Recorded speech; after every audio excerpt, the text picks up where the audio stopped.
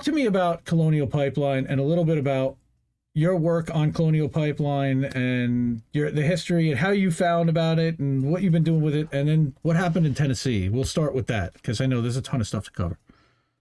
Yeah. Okay. So, I mean, I've been covering Colonial Pipeline, since I would probably say December 2020, January 2021.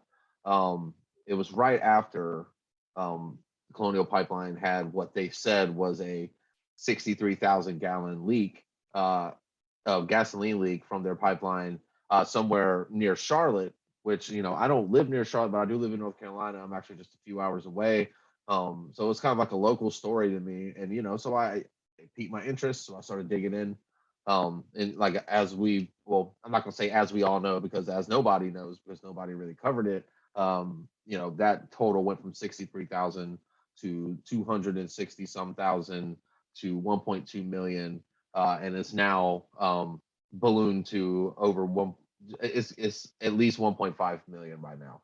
And it's still growing because they're still collecting oil or gasoline from that area, which we'll get to in a minute, because that's kind of like where my involvement with Colonial, in the story has always kind of been centered around. And like you brought up Tennessee was just reported, actually. I mean, I didn't report it, but I first saw it in Gizmodo and a couple of other places too, where there was basically a report of Colonial Pipeline had another leak in Tennessee, and this time it got what they are saying, a few feet outside of the outside of their property. I guess, like, whatever the zone is that the pipeline runs through. I guess it got away from them. So they're saying it's 24,000 gallons so far, which, again, as I just said, like, their first estimates don't mean anything, at least at this point, because it could exponentially grow and grow and grow. And there's always the question of, is Colonial Pipeline, the company themselves, they're more than happy of staying in the shadows. Like, their president or CEO was on record of saying that he would rather nobody know that his company even exists, right? And just quietly provide revenue for the shareholders and stuff like that, and just operate in the shadows. And they definitely downplayed the North Carolina spill, and they definitely, it's everything short of a cover up. I mean, you can file all the reports you want, but if you're not giving accurate information and you're downplaying the severity of what happened, then you're not getting the truth. And I mean, you're basically just covering it up. But eventually, it will come out. And I feel like that's the situation, or that could be a situation here. Like, you always have, after North Carolina, you always have to look at anything that happens with Colonial Pipeline from here on out is going to be suspect. You're going to question it. You better, because they lied pretty much the first time around. And 24,000 gallons, hell, at that rate could turn into 900,000 gallons before it's all said and done. At the rate at which they steadily increase their estimates. I mean, who knows? I mean, it could be a massive spill, or it could be, just what it is. But we can't trust them. So, we're back to square one as far as, like, we got to get, some in-depth reporting, and right, people that care about it. Because if nobody cares about it, nobody's going to make a stink. If nobody makes a fuss about it, you can't expect anybody to do anything about it, because politicians aren't going to waste their time on issues that don't benefit them. I think we've seen that. That's why people are always harping on Dakota Access, but you've never heard anything about Colonial Pipeline. Until last May, when the quote unquote cyber attack shut it down, and all of a sudden the Northeast, the entire Southeast was unable to get fuel. I've seen what's happening here and your coverage of it. And again, I really appreciate it. I've been following it really closely. There are a couple of Fox stations locally that have picked it up, but really it's just been, and we pretty much you reading pincer reports. You've definitely taken a bit of hiatus recently. So we definitely been excited to see you come back. And back when we, before your hiatus, we were covering your stories a lot. And I ended up having to buy a whole new bottle that, like, is barely used Well, we got a bunch of So, Jaeger bomb stories. you know- Just please tell me that it's at least been in the freezer. Oh yeah, it's ice Okay. cold. Jesus Yeah. Christ. Yeah, that's all that means. So I wanted to show that. Yeah, in between each story, in between each set of tweets, Yikes. I decided to hook that up just Oh, for man. fun, Dude, I've seen the slideshow. He's gonna be hammered in like 15 minutes. right? So yeah. I'm Here sorry, Reef. again. Remember when the Coco pipeline spilled 2 million gallons of gas in a nature preserve and then covered up how big it really was? Yeah, remember how 99%? Again, nobody gave a fuck. I Good times. remember. Good times. I remember. So Yeah, Pepperidge Farm remembers. Pepperidge Farm Pepperidge definitely Farm does remembers. remember. And But Misty look. remembers. I'm sure Misty will be somewhere along Well, in chat if she's not here already. She's Hi, in She Jimmy. that, hasn't forgotten. Hi, everybody. she's in Yeah. that 0.1% with you guys. Like that's Yeah. why Yeah. I had to leave that, I had to leave that little area of that gray area there because there was quite a few smaller creators. Definitely they were smaller at the time that did cover it. Jimmy Dore did do a quick segment on it. Yes. Months and months ago. So I mean, yeah, that was all positive for me. But to me, I mean, we got to think about it in a vacuum, all right, guys. So I mean, we're talking about what is, we're talking about a spill that the company that is responsible for it refuses to even estimate how big it actually could be at this point. So the only way that we have of keeping track of how big this spill has been is from the monthly reports that Colonial is required to file, which basically is giving monthly updates on the cleanup process. And part of that report, it details how many gallons of product, they call it, that they have recovered from the site over the course of the last 30 days. So every month we get an update, of how much, what's the new total, what's it grown to. So as of right now, and if you include the amount of gas, like about 170,000 gallons that Colonial told the feds were lost, right? So no chance of recovery, no chance of drilling it out, it's gone forever. You add that into the I think it's like 4.8 million gallons that have been recovered. We're sitting somewhere around 1.65 million gallons, right? 1.65 million gallons, right? That's insane. It's insane.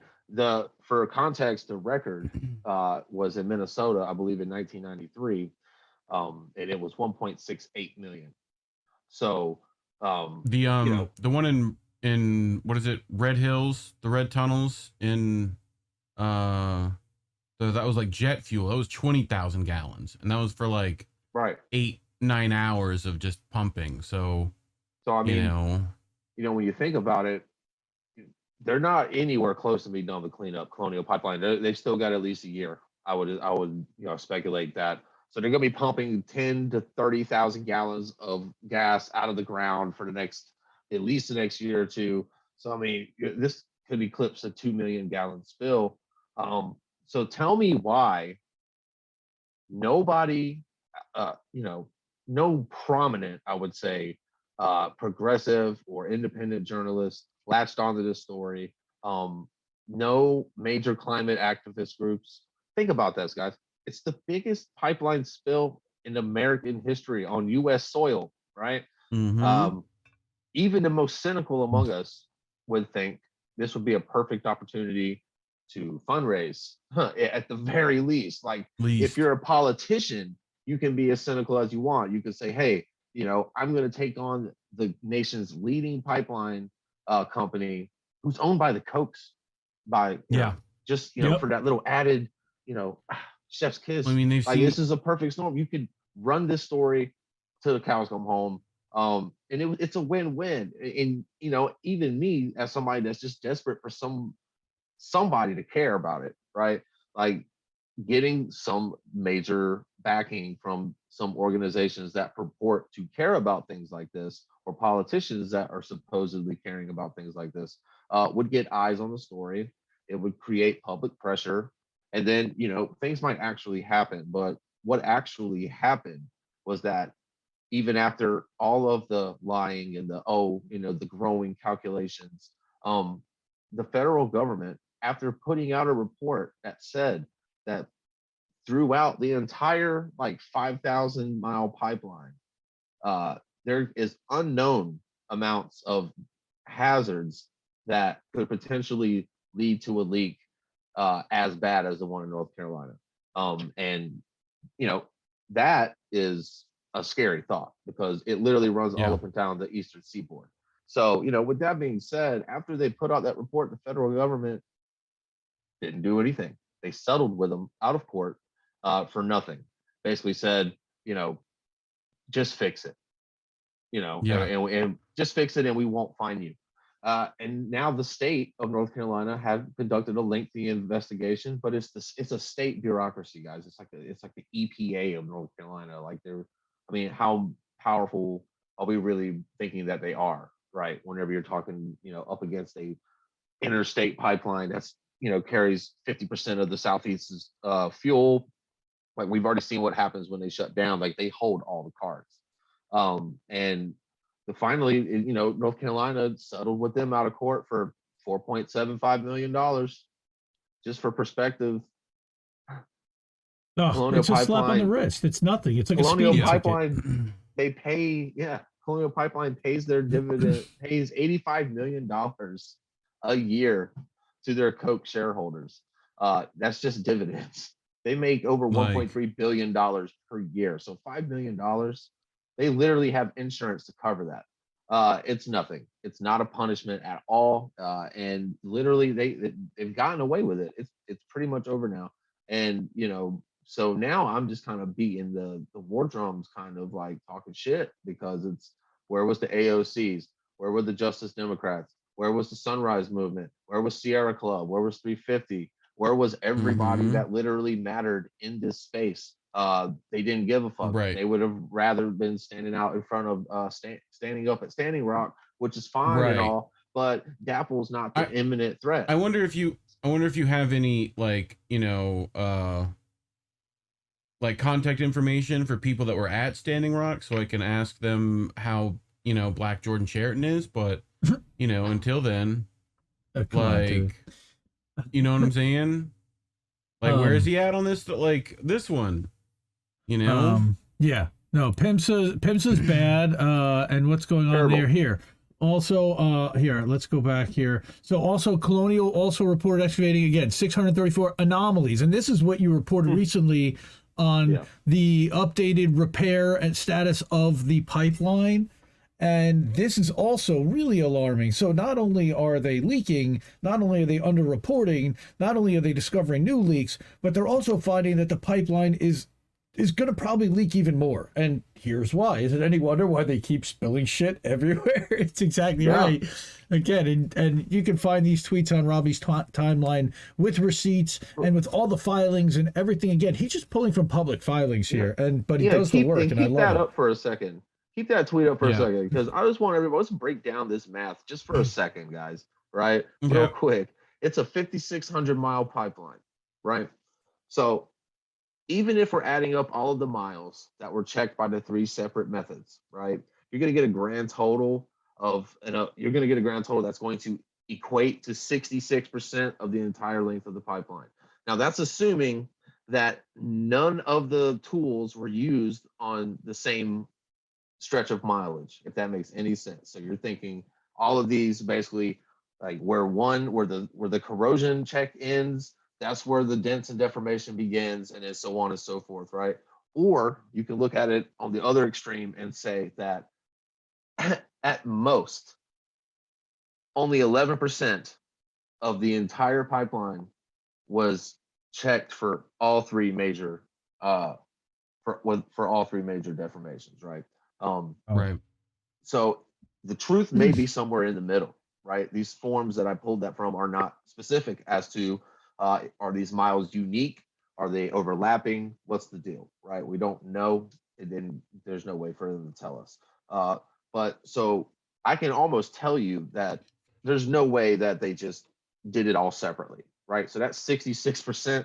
That's just a mathematical possibility that I had to include.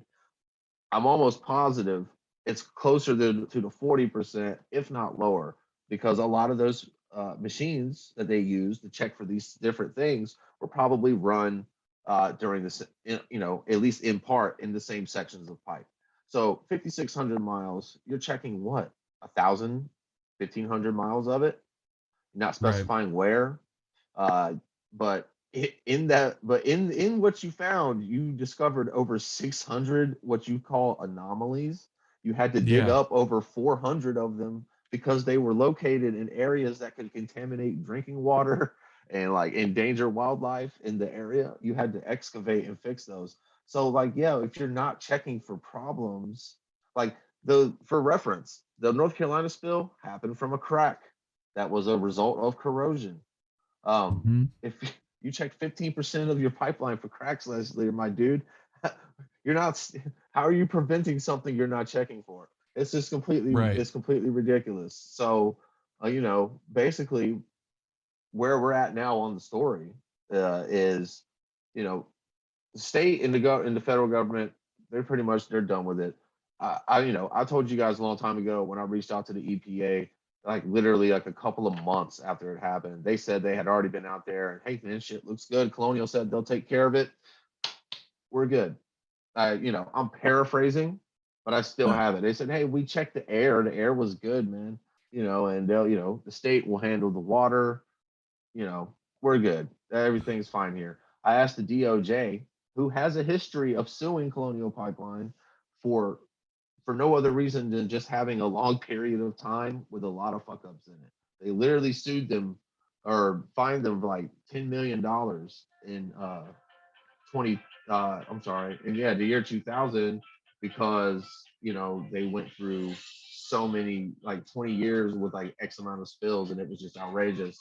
You have to excuse me, this damn phone is back Oh, good, man. You're good. but it was just ridiculous. And when I reached out to the DOJ, of course they said no comment, because that's just what they say to everything anyway. But it's pretty much over, because again, none of the politicians, no activists, nobody cared. So, nobody felt compelled to do anything about it. There was no pressure put on anybody to do anything about it. And that's just how it went. And that's how it went up. So what I'm doing now is I'm waiting on a massive FOIA request from PIMSA that they've been working on since last year.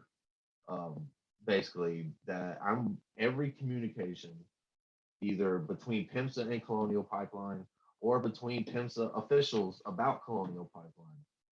I want them, right? I want to see what the process was Mm-hmm. for just letting Colonial go with a slap on the wrist for no reason, right? I mean, Yeah. after you sat here and said they were a fucking hazard to the entire country, basically, and then turned around and do nothing. That's number one.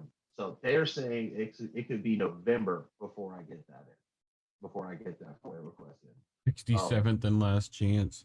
So For yeah, that's realsies. for realsies. For And that's so cereal. we're waiting on that. And also, they were supposed to provide PIMSA a list of, well, to backtrack really quickly, the spill in North Carolina happened from a corroded repair that had been made several years before. And basically, PIMSA wanted to know, hey, where else have you made this same type of repair, right? We want a list of everywhere on the pipeline that you've ever made this specific type of repair. Mm-hmm. Because that's the repair that corroded and leaked. And that's basically, if it can happen here, it can happen at any one of those repair sites. So I'm in the process. I haven't entered a FOIA request because I would like it if they would just give it to me. It'd be nice if I just ask for it and they just like send it to me, which I bugged the hell out of PIMSA officials, so probably not.